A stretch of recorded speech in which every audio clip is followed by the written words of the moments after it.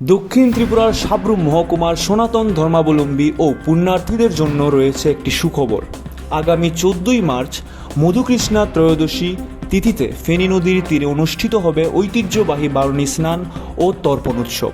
কয়েক বছরের বিরতির পর আবারও পুণ্যার্থীরা ফেনী নদীর প্রবাহমান জলে পূর্বপুরুষদের উদ্দেশ্যে তর্পণ করার সুযোগ পাচ্ছেন।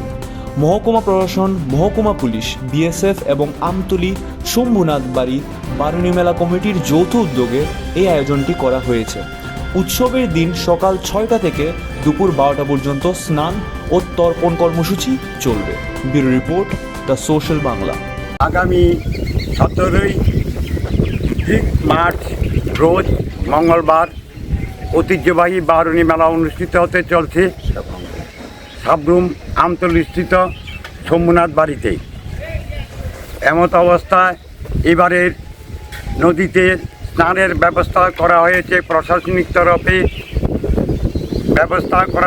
স্নানের ব্যবস্থা করা হয়েছে। বারুণী মেলা যারা যারা পুণ্যার্থী ইচ্ছুক স্নান করার জন্য ওদেরকে জেরক্স কপি, আধার কার্ড এবং সাব্রুম মহাদেব বাড়ি থেকে টোকেন সংগ্রহ করে নদীতে স্নান করতে পারবেন। সময়টা সকাল 6টা থেকে 12টা পর্যন্ত। এটা তো দীর্ঘ বছর প্রায় বন্ধের পথে ছিল। হ্যাঁ, এই বছর আমরা প্রশাসনের সাথে যোগাযোগ করে, বিভিন্ন মহলে যোগাযোগ করে এবার নদীতে স্নানের ব্যবস্থা করা হলো পুণ্যার্থীদের জন্য। এবং এটা বিশেষ হলো যে সকাল 6টা থেকে দুপুর 12টা অবধি থাকবে স্নানের সময়সীমা। এর মধ্যে সাব্রুম মহাদেব বাড়ি থেকে টোকেন নিয়ে যেতে হবে, হ্যাঁ, সাথে বৈধ পরিচয়পত্র বা আধার কার্ড নিয়ে যেতে হবে।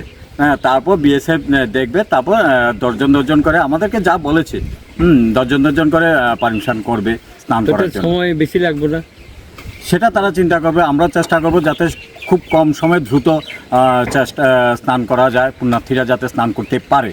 হ্যাঁ, এই ব্যবস্থার জন্য আমরা খুব চেষ্টা করছি আর কি।